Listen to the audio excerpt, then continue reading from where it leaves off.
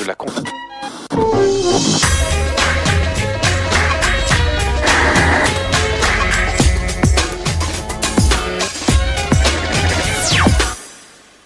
Salut à tous, samedi 12h45, plus clair, c'est la 15e. Bienvenue pour toute l'actu média, les images, nos enquêtes, les coulisses et nos invités.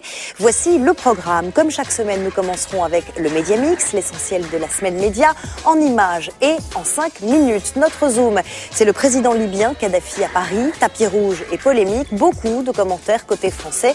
Mais quand on dit les journalistes libyens, nous les avons suivis. Tous les patrons de chaînes et producteurs de télévision l'attendent au tournant. Christine Albanel est ministre de la Culture et de la Communication. Elle vient expliquer pour la première fois la loi sur l'audiovisuel qui est en préparation. Sur ce plateau également, la nouvelle dirlo de la Star Academy. Les élèves donnent du fil à retordre à Raphaël Ricci. Et puis Valérie Beck nous rejoindra, fraîchement élue Miss France et déjà prise dans le tourbillon des photos et des interviews. Nous ne pouvions pas la rater.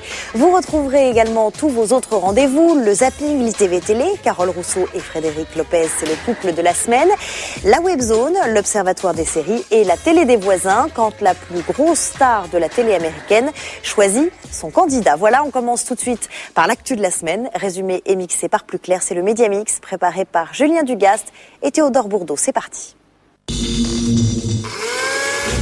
On apprenait cette semaine que le producteur Julien Courbet a vendu une nouvelle émission à TF1. Le 9 janvier, l'animateur-producteur présentera Le Détective. L'idée ? Aider des anonymes à retrouver des personnes qu'ils ont perdues de vue. Ça vous rappelle quelque chose ? C'est normal. On est sur le principe de la recherche, mais enfin, avant Perdu de vue, il y avait d'autres émissions qui faisaient aussi de la recherche. C'est une personne qui, effectivement, une jeune fille qui recherche son père qu'elle n'a pas vu depuis 10 ans, qui a disparu du jour au lendemain sans qu'elle ait la moindre explication. Contrairement à l'émission de Jacques Pradel, cette fois, les enquêtes seront réalisées par de vrais détectives. Quant à savoir si ce programme aura la même longévité que Perdu de vue... Il est évident que si elle marche, il y en aura d'autres. Mais si elle marche pas, vous la reverrez plus. Mardi, sur M6, c'était la finale de la 2e saison d'Incroyable Talent. Vous savez, Incroyable Talent, c'est... Le show le plus déjanté de la télévision. Ouais, le gagnant de cette saison, c'est lui. Junior, comme Incroyable Talent 2007. Mais le vrai gagnant de cette soirée, c'est M6, numéro 1 sur les moins de 50 ans, avec 4 400 000 téléspectateurs et même un pic à 5,5 millions. En même temps, ils ont tout donné ce soir-là dans les commentaires. Voilà. Tu fais un super boulot. Bravo, Alessandra. Et oui, bravo pour les merveilleux jeux de bras d'Alessandra Sublet. Qui remportera grâce à vous, je reviendrai. Cette semaine, Maïté Nabiraben tournait un divertissement pour Canal+ Family. Il s'agit d'un jeu, tête de mioche. Le principe est simple, 3 people tentent de comprendre des définitions données par des enfants. Ils doivent deviner quelle personnalité, film ou métier se cache derrière leur description. Quand on arrive, on attend son tour. Ça fait du bien une fois que c'est fait. Ça peut durer 1 heure, 30 minutes. Il travaille avec des ciseaux, des brosses. On devient plus beau. Si celle-là, Atmen, la trouve pas, c'est que vous pouvez plus rien faire pour lui. Non, je suis bien d'accord. Moi, franchement, tu trouves bien d'accord. J'ai une idée, mais... Dis, vas-y, dis. Le dentiste, là, t'aurais faux. Ah, c'est le coiffeur. Mais l'originalité de ce jeu produit par Fremantle, ceux qui fabriquent Question pour un champion notamment, c'est qu'ici tout est 3 fois plus gros. Des meubles aux prises électriques en passant par les livres. Ça, c'est un livre de poche, tu vois. Ils l'ont fait en gros. Je trouve ça génial. Spécialement pour le décor non, Tout est fait spécialement pour le décor, oui. Ce jeu commence le 22 décembre à 19h30 et il est a priori à mettre entre toutes les mirettes. Je sais pas quelle valeur on va inculquer à nos enfants à travers cette émission. La triche, la malveillance, la malhonnêteté, puisque j'ai gagné à la loyale et que j'ai failli être écarté sur un coup de dé. Pour les valeurs, je ne sais pas, mais s'il devait y avoir une morale, se méfier des adultes qui se prennent pour des enfants. Nos amis cadreurs sont très joueurs, tout le monde retombe à l'enfance, eux y compris. Tu peux passer à la compta, s'il te plaît? Tu l'as viré? C'est bon. Ce samedi à 18h55, France 2 et Nagui lancent un nouveau divertissement. N'oubliez pas les paroles. Aux Champs-Élysées. En fait, il s'agit de l'adaptation d'un jeu diffusé depuis le 11 juillet aux States sur Fox.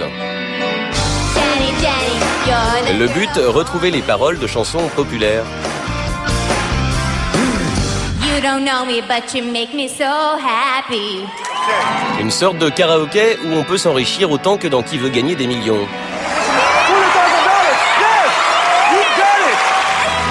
Mais le vrai truc, c'est que la version française est identique à la version d'origine. Traduction littérale du nom de l'émission.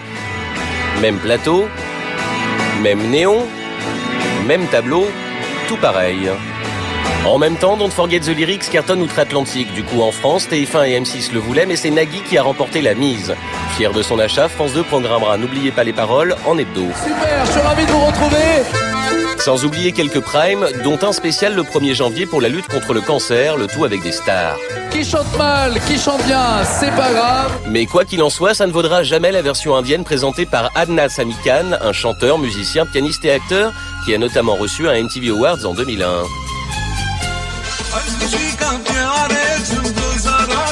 Enfin, Adnan Sami Khan est surtout une star en Inde. Notre zoom de la semaine, c'est le voyage très controversé de Muammar Kadhafi, à la clé 10 milliards d'euros et des rafales de critiques. On a beaucoup entendu la presse française, mais peu ou pas la presse libyenne. Comment travaillait-elle à Paris? Comment a-t-elle couvert cette visite et pouvait-elle tout dire? L'envers du décor, c'est Karima Hamzaoui qui nous le raconte. On n'a parlé que de lui toute la semaine. Une tente bédouine dressée à Paris, le colonel Kadhafi est arrivé en France. En cette journée mondiale des droits de l'homme, c'est donc le colonel Kadhafi qui a fait une entrée remarquée à Paris. Une visite qui crée la polémique et qui monte encore d'un cran le mardi lorsque le chef d'État libyen se rend à l'Assemblée nationale. Comme tous les autres journalistes français, nous n'avons pas eu l'autorisation de filmer en dehors de la salle des 4 colonnes. Ce même jour, Libya TV, une des chaînes nationales libyennes, elle, revient sur l'arrivée en grande pompe de Kadhafi. Rien sur les polémiques en France.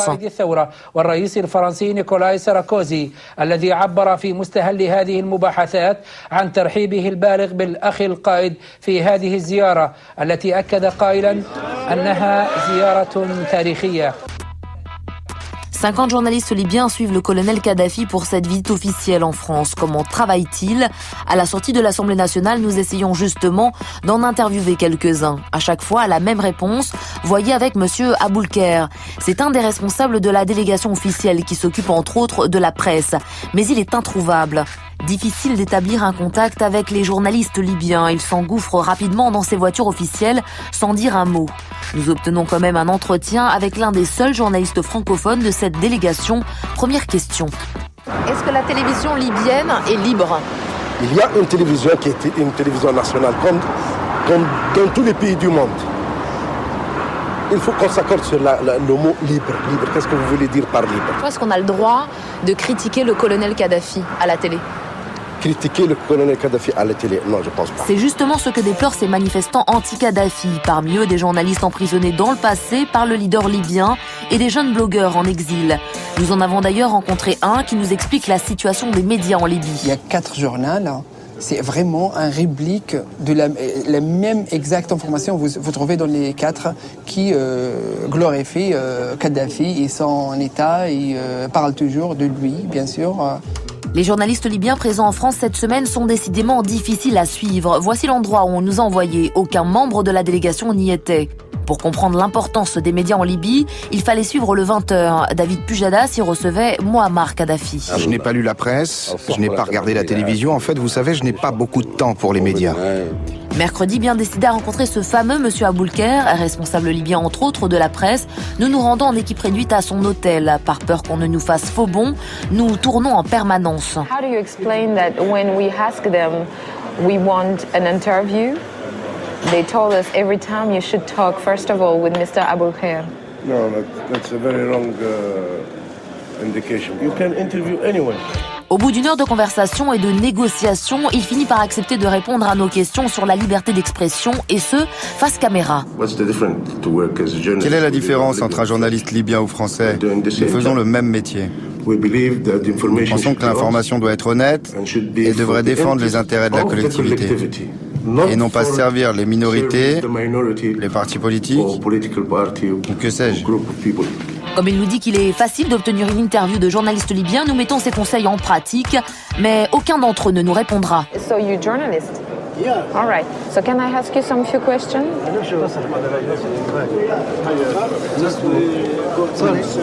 À ce jour en Libye, selon Reporters sans frontières, aucun média privé n'existe. Tous sont rattachés au gouvernement.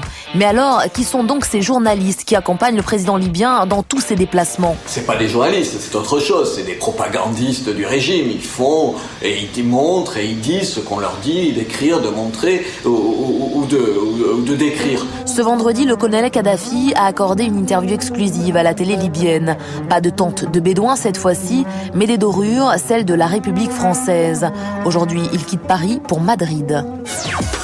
Elle prépare le Big Bang de l'audiovisuel. Nicolas Sarkozy lui a confié la mission de moderniser la télévision française d'ici 2012. Alors comment va-t-elle s'y prendre ? Christine Albanel est ministre de la Culture et de la Communication. Elle va faire le point pour nous, pour la première fois, sur ce chantier qui va profondément changer la télévision. Christine Albanel, bonjour. Bonjour. Bienvenue sur ce plateau.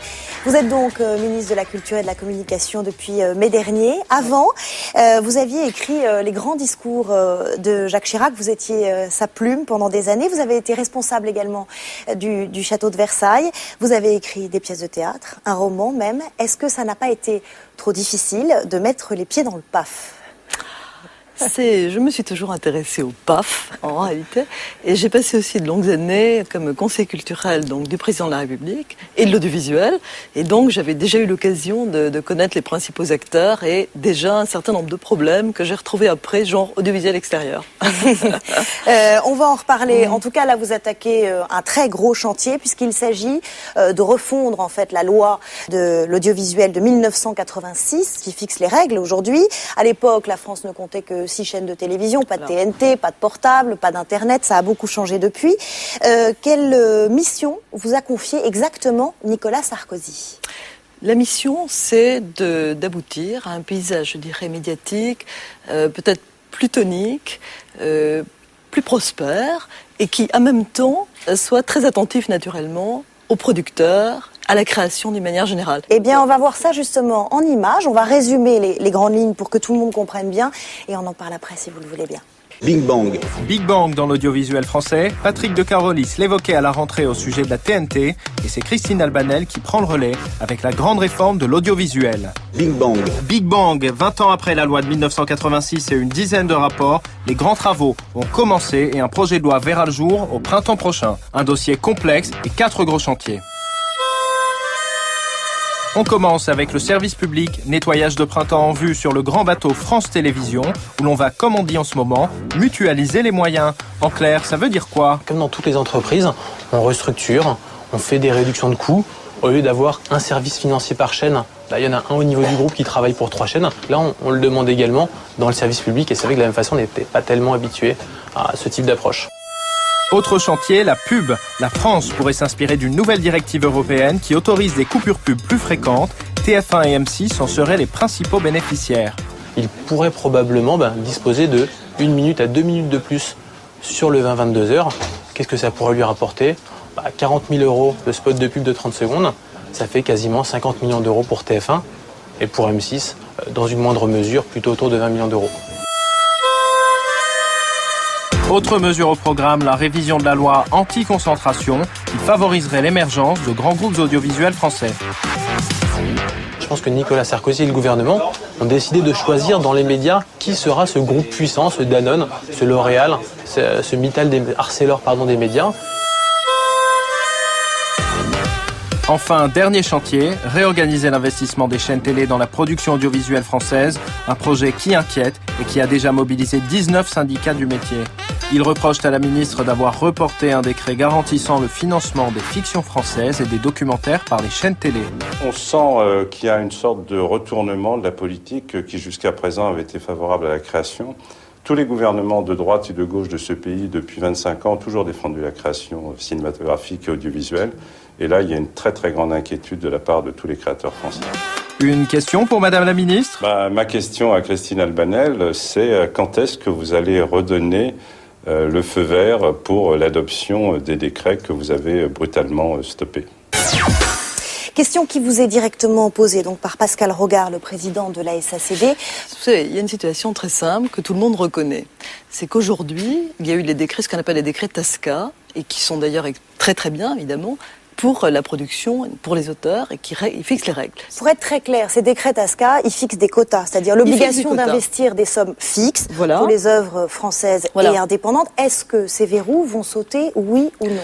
Nous sommes en train de réfléchir, je dirais, justement à l'ensemble des équilibres. C'est-à-dire, il ne s'agit pas de dire on fait sauter, évidemment, les quotas. Il faut que les producteurs indépendants continuent à être puissamment soutenus. Ils le seront. Il faut penser aux auteurs. Ils seront également soutenus. C'est absurde de dire qu'on est contre la création, c'est totalement faux. Par contre, il y a une problématique générale qui est comment dynamiser le marché, comment faire circuler les œuvres, comment faire pour qu'il y ait des deuxièmes diffusions et que tout le monde y trouve son compte. Et c'est ça notre objectif. Parlons de France Télévisions, si vous le voulez bien. Oui. Dans sa lettre de mission, Nicolas Sarkozy l'a dit. Il a dit il faut qu'il y ait une identité très forte, il faut qu'il y ait plus de culture. Ça coûte de l'argent. Et dans le même temps, il dit pas de coupure pub supplémentaire, pas d'augmentation de la redevance, pas de fusion des différentes chaînes. En tout cas, il n'en est pas question pour le moment du groupe France Télévisions. On fait comment pour trouver cet argent aujourd'hui? Eh bien, on maintient un contrat d'objectifs et de moyens qui représentait une augmentation de plus de 3,5%, ce qui est beaucoup. On continue, comme l'a lancé... C'est pas assez, dit Patrick de Carolis. Ah, attendez. Le PDG de France Télévisions. Patrick de Carolis a dit, attendez, on me demande plus, on me donnait plus. Ça, bon, je comprends.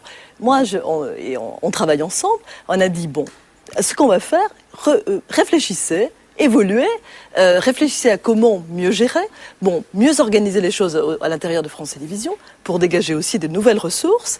Et puis, nous allons réfléchir à l'économie aussi globale du système. Les rédactions de France 2 et France 3 pourraient faire l'objet de cette mutualisation, par exemple. On peut imaginer que des reportages à l'étranger qui auraient été réalisés par France 2 ne le seront pas par France 3 par mesure d'économie. Ça, je crois que c'est aux responsables de chaînes de mener leurs travaux, leurs réflexions. Mais, par exemple, une mutualisation des moyens des rédactions, ce n'est pas une idée complètement absurde à écarter, naturellement. Plus de recettes grâce à plus de pubs. Ça, c'est votre credo et votre deuxième gros chantier. Concrètement, à quoi faut-il s'attendre? À plus de coupures pub par heure? Il est hors de question de partir vers un modèle à l'américaine où il y a des coupures de pub très fréquentes. Pas de deuxième et des choses coupure comme ça. pub dans les films, par exemple. Il n'en est pas question pour le moment. Je crois qu'il faut maintenir vraiment l'identité. Il faut maintenir aussi les traditions françaises. Il y a les gens aiment regarder aussi la télévision parce qu'il y a cette continuité. Et ça, je crois qu'il faut absolument le préserver. Au sujet des médias publics, il y a également la radio. Oui. Est-ce que vous envisagez des mesures pour Radio France ? Je crois qu'il y a en effet des évolutions là aussi à faire, parce que c'est vrai que d'avoir strictement une publicité institutionnelle, ça participe probablement à une image peut-être un petit peu datée. Par contre, il faudra sûrement qu'il y ait des compensations, c'est-à-dire que si on libère la personnalité des annonceurs, il faudra qu'il n'y ait jamais la publicité commerciale locale, ni la grande distribution. Et deuxièmement, il ne faut absolument pas perdre l'identité. Et troisièmement, il faut qu'il y ait peut-être moins de pubs autorisées, c'est-à-dire moins en quantité et plus en diversité. Vous ouvrez donc les antennes publiques à plus de publicité, une publicité différente. Ça va changer, vous le savez, le confort d'écoute. Les auditeurs, ils aiment cette radio publique qui justement n'a pas de pub. Justement, c'est-à-dire, je pense qu'il faudra aussi être très attentif. Par exemple, les tranches du matin, que les gens ont l'habitude d'écouter, et justement, ils vont vers la radio publique parce qu'il n'y a pas de pub. Il ne faut pas et là, il y aura de la pub bouger. Commerciale, c'est ce que vous nous dites. Il y a de toute façon de la pub aujourd'hui, mais aujourd'hui, elle n'est qu'institutionnelle. On peut imaginer qu'elle ne soit pas qu'institutionnelle. Mais on peut, voyez, je vous dis, ça sera moins en quantité et peut-être plus en diversité. Ce sont des pistes. Je pense que encore une fois, rien n'est décidé. Ça a été lancé. On a dit que ça se faisait au cours de l'année 2008. À quoi va-t-il ressembler ce paysage audiovisuel et culturel de demain? Dans sa lettre de mission, Nicolas Sarkozy souhaite, je cite, l'émergence de grands groupes de communication audiovisuelle français de premier plan. C'est assez clair. En ce moment, c'est un sujet d'inquiétude pour les journalistes. Est-ce que la concentration des médias qui se profilent menace leur indépendance? Je suis, moi, quelquefois un petit peu étonnée par les réactions que j'entends. Moi, je crois que les indépendants se sont absolument pas du tout menacés. J'en suis totalement persuadée. D'ailleurs, la presse le montre tout le temps, tous les jours, presse écrite, etc. Et vraiment, il y a un ton qui est quand même très, très français. Par contre, essayer de faire qu'il y ait des grands groupes qui soient créés, qui puissent tenir un peu le choc, parce que vraiment, TF1, c'est notre super grand groupe. Mais TF1, regardez TF1 par rapport à France Télécom, par exemple. Je veux dire, c'est pas considérable. Donc, je crois qu'il faut se dire de façon vraiment de manière économique, être capable de porter quand même et d'avoir des groupes qui tiennent le choc par rapport à la grande concurrence étrangère et par rapport au nouveau paysage, c'est loin d'être absurde. C'est exactement le discours de Nicolas Sarkozy. Il le répète dans le Nouvel Observateur cette semaine. Il dit que ce débat est d'une immense hypocrisie puisque la presse est culturellement de gauche, dit-il. Est-ce que vous pensez la même chose? La presse est indépendante. Voilà ce que je peux dire. Vous ne pensez pas comme lui qu'elle est culturellement de gauche et que... Je pense qu'il y a toutes les opinions représentées, mais il y a toujours un regard, il y a toujours une distance, et je crois que c'est bien. Dernière question, Christine Albanel. Le colonel Kadhafi qui déambule dans les allées de Versailles, votre château, celui dont vous avez été responsable pendant des années, ça ne vous choque pas? Je crois que ça fait partie de la visite. Voilà. C'est une image assez forte pour les Français. Vous savez, c'est une visite officielle qui comprend toujours des parties culturelles. La visite à Versailles est une tradition pour pratiquement tous les chefs d'État et tous les chefs de gouvernement qui viennent en France. Donc il n'est pas étonnant qu'ils viennent à Versailles. Merci en tout cas Christine Albanel d'avoir répondu à toutes nos questions, d'être venue sur le plateau de Plus Clair. Sans transition, on va passer au Bug TV quand la télé dérape, perd le contrôle et devient presque absurde. C'est la sélection hebdomadaire de Vincent Calvet. Cette semaine, dans Bug TV, on a suivi avec attention l'élection de Miss France 2008 samedi dernier sur TF1. Il y avait bien sûr des très jolies filles qui descendaient des marches. Mais surtout, c'est une tradition dans la cérémonie des Miss. Il y a toujours le gars qui donne l'enveloppe et qui fait tout pour passer à la télé. Attention, flashback. En 2004, il était déjà là. Dans 15 ans de finale, j'en ai rarement vu des comme cela. On peut aussi acclamer les téléspectateurs de TF1. En 2005 aussi. Je vais prendre le dernier chiffre. 270 511 appels. 277 182 appels. Remarquez le coup d'œil au moniteur pour bien vérifier qu'il est à l'image. Et cette année, eh bien, on n'a vu que lui. C'est vraiment 3 minutes très décisives. 160 675 appels déjà. Le premier tour, voici le dernier chiffre. Voilà, merci. Bref, un seul mot. Bravo, beaucoup. Dimanche soir, dans le 19-20 sur France 3, on a cru voir un couple se former. Ce soir-là, Catherine Matoche recevait Gad Elmaleh. Bon, ça a mal commencé, il faut dire qu'elle l'a confondu avec un avion. Depuis des mois, 7 mois, un bail, il est en tournée en France pour un nouveau one-man show, Gad Elmaleh. Mais très vite, le courant est passé. C'est le genre fusionnel? Ben oui, à tel point qu'on s'est presque senti de trop. Ils sont très sérieux, Catherine. Catherine. Nous sommes sérieux, moi je veux vraiment, bien. Vraiment. Catherine était visiblement très troublée. Bon, ça y est, je suis complètement déconcentrée. Mais non. Rarement une fin d'interview n'a été aussi mélodramatique. Ça y est, c'est fini. Mais c'est complet. On se quitte. Comment on fait? Ah bah oui, ça y est, c'est fini. C'est vrai? Dimanche soir, enquête exclusive nous emmenait au cœur de Paris. Nous sommes sur les Champs-Élysées. Avec des sujets sur les chanceux qui vivent sur la plus belle avenue du monde. Mais surprise, parmi les invités d'un brunch organisé le 14 juillet, on a reconnu cet homme. Messieurs, bonjour. Messieurs, bonjour. Salut, ça va bien? Et oui, c'est bien Laurent Artufel, animateur de Change ta chambre sur France 2. Un animateur très discret puisque son nom n'a pas été dévoilé lors du reportage d'M6. Ce n'est pas le cas de Laetitia qui co-anime Côté Maison sur France 3, elle n'est pas vraiment discrète. Bienvenue, c'est Côté Maison. Elle veut tout pour elle. C'est pour qui? Eh ben c'est moi. Allez, merci Robert. Elle parle tout le temps d'elle. Parce que c'est un sujet sur lequel il y a beaucoup à dire. Ça en devient presque gênant. Regarde. Qu'est-ce que c'est joli. Mais c'est toi? Bah oui, c'est beau, hein? C'est rigolant. À suivre, après la pub, le zapping, l'ITV Télé. Cette semaine, c'est Carole Rousseau et Frédéric Lopez. L'Observatoire des séries, la télé des voisins. Vous retrouverez également la Webzone et notre invité, ou plutôt nos invités, la nouvelle Dirlo de la Starac, rejointe par une toute nouvelle star, la Miss France 2008. C'est juste après la pub. Retour sur le plateau de Plus Clair et tout de suite, comme promis, le zapping. Quand deux personnalités de la télé font les questions et les réponses, ça donne l'ITV Télé. Cette semaine, Carole Rousseau et Frédéric Lopez se sont prêtés au jeu. On regarde. Est-ce qu'il y a une émission que tu regrettes de ne plus voir dans le PAF? Alors, il y a une émission que j'adorais, c'était Le Divan d'Henri Chapier. Frédéric, qu'est-ce que tu ne referais pas dans ta carrière? J'ai pas de regrets, mais une fois j'ai fait une émission sur des inventions et j'ai fait semblant pendant un an de m'intéresser aux objets. Les objets ne m'intéressent pas. Tu découvres que derrière le Père Noël se cache un animateur télé. Ce serait qui? Je dirais mon pote Pierre Ménès. Ça lui va bien, je trouve.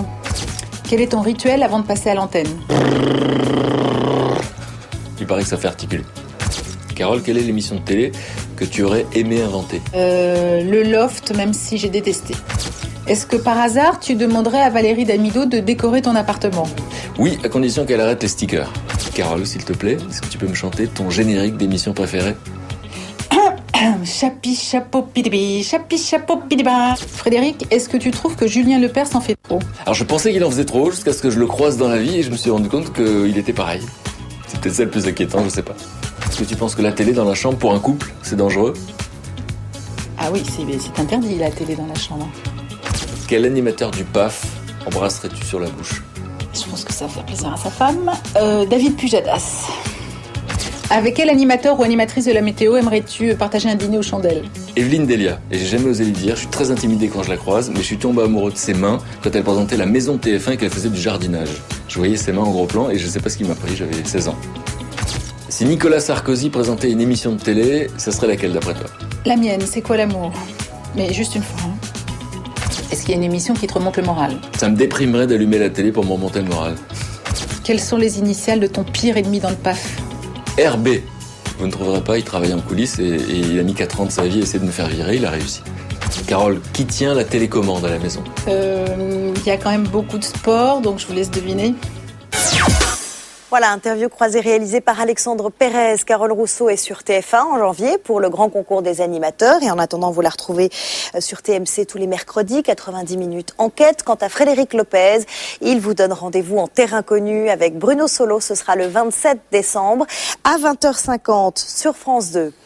Un cabinet d'avocats, Robert, Laurent, Gladys et les autres, leurs dossiers, leurs soucis, leurs amours. Depuis 10 ans, le vendredi soir sur France 2, on retrouve Avocats et Associés, une série difficile à classer entre polar et feuilleton dramatique. La nouvelle saison arrive vendredi prochain, mais mauvaise nouvelle, c'est la dernière. Vincent Calvé a pu assister au tournage des ultimes épisodes.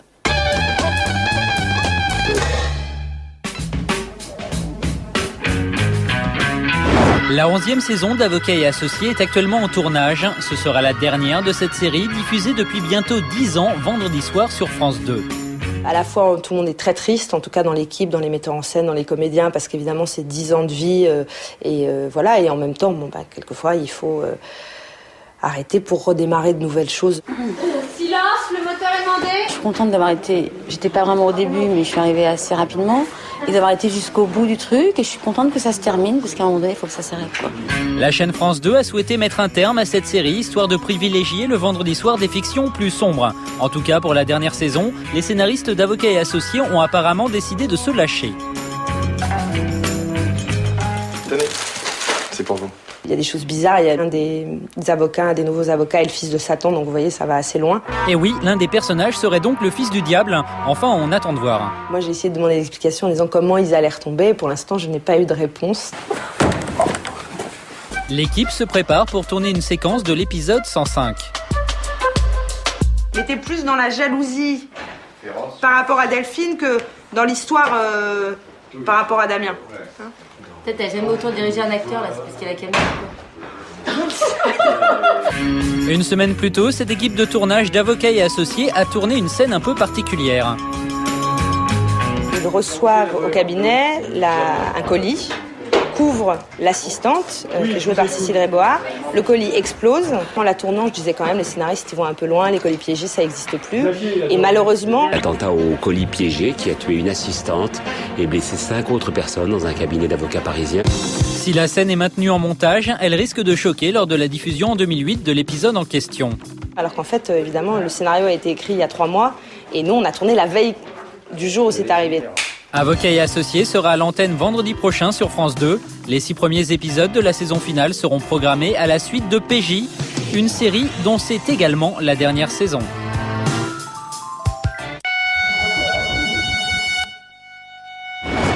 C'est quoi ce carnaval? Jeudi dernier sur 13e rue, on a découvert un gangster à l'ancienne. Bonjour monsieur. Bonjour. Vous auriez l'heure s'il vous plaît? Oui. Non. Là, vous avez l'heure. Alors attention, soyez attentifs parce qu'il n'y en aura pas pour tout le monde, hein? Palazzi, c'est une nouvelle série de programmes courts. Un programme imaginé et réalisé par Jean Dujardin pour son ami le comédien Arsène Mosca. J'écrivais Brice à ce moment-là. On est parti avec Arsène à la Cano. Je voulais croquer 2-3 surfeurs, etc. Et puis rien ne vient. Et un soir, on se met en terrasse et on commence à délirer sur un personnage mafieux.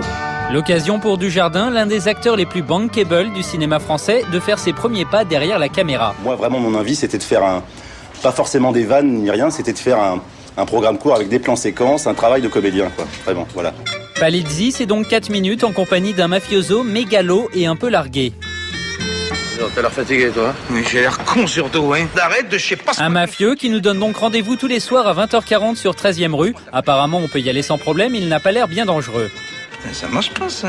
Il doit y avoir une sécurité. Bah évidemment qu'il y a une sécurité, sinon tu l'aurais déjà dans la gorge. Comment occuper son temps lors d'un tournage de série télé quand on ne tient que le second rôle ? Le comédien américain Matthew Gray Gubler, qui apparaît dans la série Esprit criminel diffusée sur TF1, a trouvé la réponse. Réaliser des petits films où il se moque de lui-même. Hey, new guy, I'm Matthew. New guy? I've been here since day one. What a dick. Ça s'appelle Matthew Gray Gubler, via une autobiographie, et c'est sur internet que l'on peut découvrir cet acteur qui s'amuse à casser son image. C'est bien vu, il est devenu grâce à ses films un comédien très demandé. You have a boyfriend? Really cute, huh? I do. That was cool. Bitch. Perfectionniste, exigeante, pro, franche, voire très franche, elle est la prof d'expression scénique la plus célèbre de France. Elle est aussi la nouvelle Dirlo de la Starac. Comment assume-t-elle ce nouveau rôle? Est-elle toujours la terreur des élèves? Raphaël Ricci, bonjour. Merci beaucoup d'être venu sur le plateau de Plus Clair. Depuis 2 semaines, donc, vous remplacez Alexia Laroche-Joubert, qui attend un heureux événement. Comment ça se passe? Vous n'avez pas trop de pression, ça va? Oh non, tout va bien. Oui. Oui. Il n'y a pas de souci particulier. Moi, ça me permet de me rapprocher de mes petits, comme j'aime les appeler, et d'être vraiment à leur écoute. Et donc voilà, c'est plutôt plaisant pour le moment. C'est plutôt prof, maman, toujours la coach, comment vous... C'est un mélange de tout ça. C'est un peu le bureau des pleurs, c'est un peu maman, c'est un peu la mère fouettard aussi de temps en temps. C'est tout un... Voilà, c'est tout une espèce de sauce avec tout ce mélange-là. Lorsque vous avez accepté notre invitation à Plus Clair, vous avez écrit sur votre blog, samedi 12h45 en clair sur Canal+, je me ferai un plaisir d'argumenter sur ma légitimité à faire ce que je fais, à être la fille de ma mère, la belle-fille de mon beau-père, à assumer d'être une vraie méchante raffinator et peut-être aussi à vous parler de la météo la semaine prochaine. Rassurez-moi, vous êtes quand même contente d'être je suis ravie. Non, c'est parce qu'en général, souvent, quand je suis invitée sur des plateaux, c'est les mêmes questions et c'est les mêmes choses dont on me parle. Donc je me suis dit, pourquoi je passerais à côté cette fois-ci? Et le mot raffinator, ça vient d'où? C'est un petit surnom que vous ont donné les élèves ou certains élèves? Non, c'est moi qui l'ai trouvé. Toute seule? Oui. Pour pouvoir se moquer des autres, il faut savoir se moquer de soi-même, je crois. On va parler d'un sondage qui a été réalisé à propos de cette 7e saison pour l'Hebdo TV Grande Chaîne, et il a révélé que le public trouvait cette promo trop vulgaire à 68%. Pour 81%, la production ou la chaîne devrait les rappeler à l'ordre. C'est essentiellement une question de langage. On a ça chaque année, donc ça m'étonne pas. Ça chaque année? Oui. Vous ne trouvez pas qu'il y a plus de gros mots, Non, je pense que non, il y a eu une saison où il y a eu ça a été beaucoup plus violent à ce niveau-là, mais bon, voilà. Ils ont du caractère, et là où les autres années on avait plus de facilité à leur faire accepter de chanter telle ou telle chanson, vu qu'ils ont plus de caractère, qu'ils ont un niveau artistique plus important que les autres années, voilà, ils savent un peu plus ce qui leur va pas. Ils sont un peu plus méfiants aussi parce qu'ils ont plus de recul par rapport à l'émission, puisqu'on en est à la 7e saison. Dans ce sondage, on dit que les profs eux-mêmes devraient commencer par faire attention à leur langage. Vous-même, vous avez un jour lancé à Antoine qu'il avait, je cite, chié sa prestation. Ouais. Est-ce que c'est quelque chose à laquelle vous faites attention, ou vous vous dites parfois, il faut que je surveille mon langage parce que c'est un programme qui est regardé par beaucoup de jeunes? Non. Ou pas? Je ne pense pas être quelqu'un de vulgaire. Maintenant, c'est vrai que j'ai mon franc-parler, que dans la vie, je vais parler comme ça. Voilà, t'as chié ton prime, c'est une expression. C'est peut-être pas très élégant, mais ça fait partie de moi. Et mais on m'a fait aucune réflexion jusqu'à maintenant, donc tout va bien. On parlait des candidats de cette année. Parlons un instant de Maureen. Elle a eu 20 sur 20 au prime de la part de Pascal Nègre la semaine dernière. Certains élèves ne cachent pas leur agacement, voire leur jalousie. Ils estiment qu'on lui applique un traitement de faveur parce qu'elle a du talent et parce que la production ferait tout pour ne pas la laisser s'échapper. Et alors? Je sais pas. Qu'en pense la directrice? Est-ce qu'il est normal, par exemple, qu'elle ait plus de minutes de téléphone que les autres élèves? Alors ça, c'est complètement faux. Elle a eu des minutes en plus et tous les autres élèves ont eu les mêmes minutes supplémentaires. C'est moi qui leur ai annoncé, donc je sais vraiment de quoi je parle. Elle a des chances de l'emporter? C'est votre favorite? Elle a pour moi tout ce qu'il faut pour faire d'elle une grande artiste avec une belle carrière, effectivement. Mais ça n'est pas la seule. Et vous êtes déjà prête pour une Starac 8? Oh mon Dieu, je suis déjà, pourvu que celle-là se finisse bien et que j'arrive à faire mon travail correctement. Après, il va se passer plein d'autres choses et comme chaque année, on verra. Merci beaucoup en tout cas d'avoir répondu à nos questions et restez avec nous. Est-ce que vous avez regardé la télévision samedi dernier? Absolument. Samedi soir. Mais bien sûr. À Dunkerque, c'était l'élection de Miss France. Elle était sur le plateau de la Starac d'ailleurs il y a quelques semaines puisque vous aviez reçu les 36 prétendantes. Il n'en reste plus qu'une. C'est comme à la Starac, c'est la loi du genre. Depuis samedi soir, donc 23h55, exit Rachel Legrain-Trapani, Miss France 2007 et place à Miss France 2008. Elle est réunionnaise, elle a 22 ans, elle va mettre ses études de commerce international entre parenthèses pour vivre ce conte de fées et bien sûr le tourbillon médiatique qui va avec. Je suis ravie d'accueillir Valérie Bègue. Bonjour. Elle est jolie et elle est très sympa en plus. Vous l'avez rencontrée oui. En coulisses. Ça va? Ça va très très bien, merci. Pas trop fatigué parce qu'on sait que les jours qui suivent l'élection, en général, c'est non-stop, un espèce de tourbillon, les grands hôtels, les interviews, les photos, ça n'arrête pas. Oui, mais il ne faut pas se permettre la fatigue, sinon on ne fait plus rien. Et moi, j'ai vraiment envie de...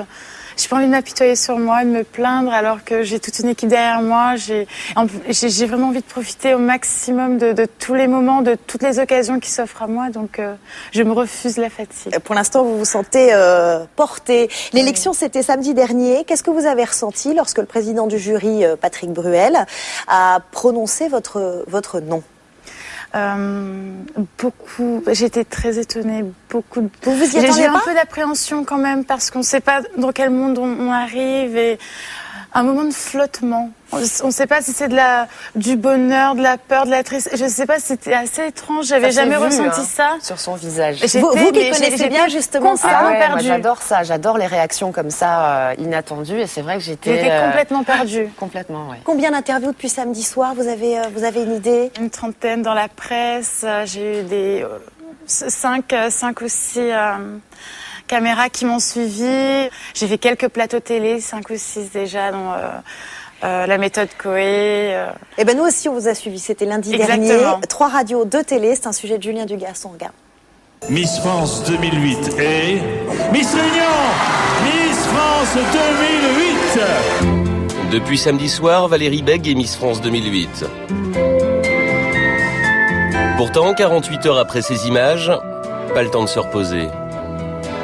C'est le début d'une grande tournée des médias, 3 radios, 2 télé et surtout une constatation. Notre nouvelle Miss est mais alors très polie. Bonjour. Félicitations. Merci beaucoup. Bonjour. Enchantée. Bonjour. Valérie, enchantée. Et oui, la bonne nouvelle, c'est que la jeune fille à l'écharpe tape la bise à qui veut. Lundi dernier donc, à l'heure où Paris se refait une beauté, notre beauté rentre en scène. Le premier direct radio de Valérie, ce sera Énergie avec le 6-9, l'une des matinales les plus écoutées de France. Applaudissements pour Valérie Bègue. Bonjour. Ça va Valérie? Ça va très très bien, merci. Et dès 7h du mat, la question qui brûle les lèvres de tout le monde est lâchée. J'ai une vraie question existentielle à te poser, Valérie. Est-ce que t'es maquée? Mais on a appris dans le journal que visiblement oui, t'avais un petit ami. Un petit ami, mais enfin il est loin quoi. Donc, Valérie s'en sort bien, mais c'est pas fini. Quelques photos et il faut déjà repartir à RTL pour une interview avec Marc-Olivier Fogiel.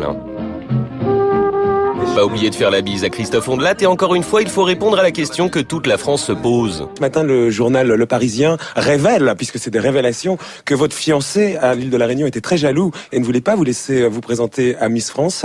Il vous a laissé dans les mains de Jean-Pierre Foucault finalement? Alors non, ce n'est pas une révélation, c'était une rumeur que j'ai... Démenti fermement? Exactement. Pourquoi vous n'avez pas de fiancé Miss France, vous avez un fiancé, mais il vous a laissé vous présenter à Miss France. Limousine avec chauffeur, attaché de presse, tournée des grands médias, être Miss France, c'est un boulot. Mais pour l'instant, Valérie reste cool.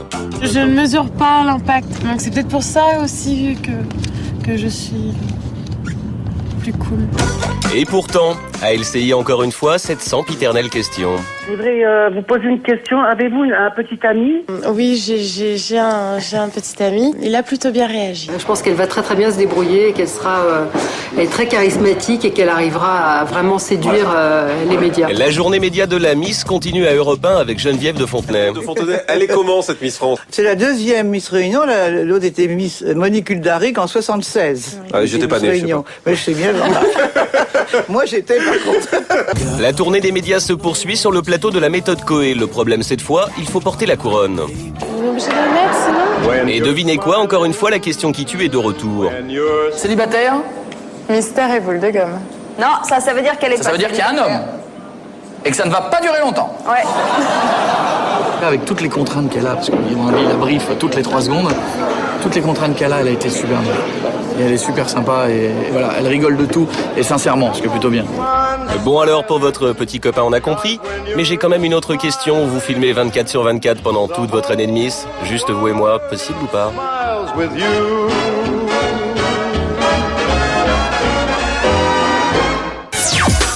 Bon, vous gardez le sourire en toutes circonstances. Vous étiez encore hier soir sur le plateau de la Starac. Raphaël, vous disiez que vous aviez été très ému en regardant le moment où elle a été élue, son émotion. Comment après on peut gérer ce stress, la pression médiatique, le feu roulant des questions, l'exposition? Je crois que ça c'est l'expérience. Parce que c'est en ayant affaire à ce genre de choses qu'on peut en tirer des leçons et voilà, bon, si on est bien dans sa tête au départ, ça peut aider. Hein. Ça peut vraiment aider. Beaucoup d'anciennes Miss sont devenues des animatrices télé. Rachel Legrin-Trapani, elle va être sur NRJ12. Maréva Galanter sur Paris Première. Sophie Talman sur Equidia. Est-ce que vous, c'est quelque chose qui vous plairait? Non. J'ai déjà eu une expérience télé, mais c'était différent. Je l'avais fait dans l'unique but de soutenir la Ligue anti-cancer à La Réunion. C'était sur RFO? Exactement. Ouais. Et c'était vraiment pour ça. C'était pas un moyen de passer. Ça vous a plu sur une chaîne locale? Oui, mais parce que le sujet m'intéressait réellement. Et si un jour, je devais travailler à la télé, ce serait pour faire quelque chose de sérieux, pourquoi pas le journal, vous remplacer, mais autrement non. Merci beaucoup en tout cas d'être venu sur votre plateau. On vous souhaite une très très belle année de Miss France. Merci beaucoup Raphaël Ricci d'être venu et d'être resté sur ce plateau aux côtés de Miss France 2008. On va passer à la télé des voisins, c'est le meilleur de la télé à l'étranger. Direction les États-Unis où une femme va peut-être faire basculer la campagne présidentielle et ce n'est pas Hillary Clinton, mais une présentatrice télé, éditrice, productrice. On dit d'elle qu'elle est la femme la plus puissante du pays. Oprah Winfrey milite pour le candidat démocrate Barack Obama. Et depuis quelques jours, le monde entier ne parle plus que de ce ticket choc. Décryptage, Sami Beramoun. Cette semaine aux États-Unis, un candidat se démarque dans la course à la présidence, c'est Barack Obama. Sa botte secrète ? Oprah Winfrey. Toutes les télés en ont parlé, le candidat démocrate s'est adjoint les services d'Oprah Winfrey, la papesse de la télé US. Du jamais vu, la semaine dernière en Caroline du Sud, 30 000 personnes ont fait le déplacement pour voir le candidat démocrate et la présentatrice télé. Personnalité la plus riche, la plus influente d'Amérique selon le magazine Forbes, Oprah squatte les médias depuis le début des années 80. Il faut tout d'abord comprendre qui est Oprah Winfrey aux États-Unis. Eh bien, c'est le bon Dieu en ce qui concerne l'audiovisuel. Animatrice de talk-show, actrice, productrice, fondatrice d'un magazine, l'empire Oprah se décline sous toutes les formes. Amie des stars et aujourd'hui des politiques, qu'est-ce qu'on peut bien attendre de cet allié de Barack Obama ? D'avoir le soutien de Oprah Winfrey quand on est candidat à la Maison-Blanche, c'est très important pour quelqu'un comme Barack Obama. Oprah Winfrey, c'est une star aux États-Unis. Aux États-Unis, les stars ont droit à une vie politique et non seulement ça, ils ont droit au pouvoir politique. L'enjeu principal, le vote des femmes sur lequel capitalise déjà Hillary Clinton, l'autre candidate démocrate. Oprah met donc ses talents d'oratrice et son public à disposition de son nouveau chouchou. C'est quelqu'un qui est la reine de l'audimat. Et puis aussi, c'est quelqu'un qui convainc beaucoup les Américains, surtout les Américaines, parce que son public, ce sont des dizaines de millions d'Américaines. Oprah préparerait-elle le terrain pour une reconversion politique ? I don't think there's a position in government that really anybody could offer to me that would be more interesting or compelling than what I'm doing already. I kind of like my job. Le facteur O, l'effet Oprah, Oprah-Bama, autant de surnoms à ce duo de choc. Selon les derniers sondages, l'écart se réduit entre Hillary Clinton et Barack Obama. En tout cas, tout ce qu'on peut leur souhaiter, c'est... Good luck. Chaque semaine, le web passé au peigne fin. Cette semaine, nous partons loin, très loin, dans le Pacifique Sud, où des journalistes d'un nouveau type sont partis en reportage. Leur sujet, les effets du réchauffement climatique. Leur méthode, des comptes rendus quotidiens sur leur blog. Nous les avons rencontrés juste avant leur départ. Théodore Bourdeau avec Karim Hamzaoui.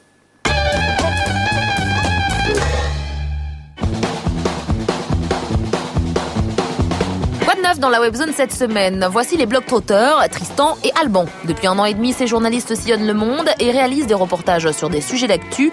Ils les diffusent directement sur le net. Dernier en date, le réchauffement climatique. Direction donc Tuvalu pour évoquer une difficile question, la question des réfugiés climatiques. Tuvalu étant une île qui doit disparaître pour raisons climatiques. Nous avons rencontré les globetrotters la semaine dernière. Quelques heures avant leur départ, ils étaient déjà prêts à dégainer leurs outils. On a un ordinateur pour le montage ici et on se trimballe toujours, évidemment, avec nos caméras de différentes qualités qui s'adaptent suivant le débit qu'on aura à Internet. Parce qu'il ne faut pas oublier évidemment que tout ça c'est pour l'Internet. Et que tous les jours, on va filmer et mettre en ligne le jour même. Et une trentaine d'heures plus tard, un premier reportage et une première galère aussi. Bon, on est là à l'aéroport de... Nandi. Nandi, absolument. Nandi. Voilà. Et on n'a pas de bagages. Voilà. Finalement, Tristan et Alban ont récupéré leurs valises et pendant toute la semaine, ils ont diffusé de nouvelles séquences sur leur blog. Nous essayons de sensibiliser le monde sur la question des changements climatiques. Et plus particulièrement dans le Pacifique, qui est une région qui fera face aux réfugiés climatiques. Une série de reportages qui devrait se transformer en un web documentaire dès le retour des globetrotters en France mi-décembre.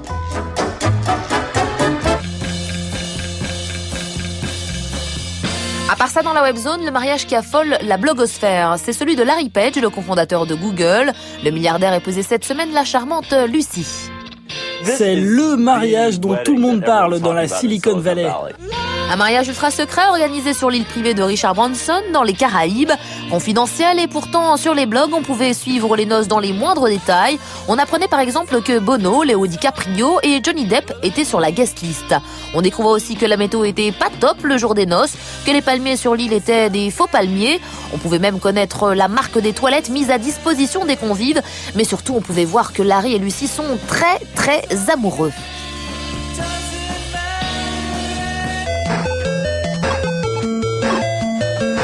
Vous connaissez ce jeu vidéo mythique, Tetris, 70 millions d'unités vendues depuis plus de 20 ans. Des étudiants finlandais ont eu une idée, jouer à un Tetris géant sur la façade de leur résidence universitaire. Un ordinateur central est programmé pour allumer des ampoules de couleurs à chaque étage, le tout commandé par un téléphone portable. Des heures de travail qui captivent maintenant les internautes du monde entier. Ces vidéos ont été vues plus de 250 000 fois sur les sites de partage.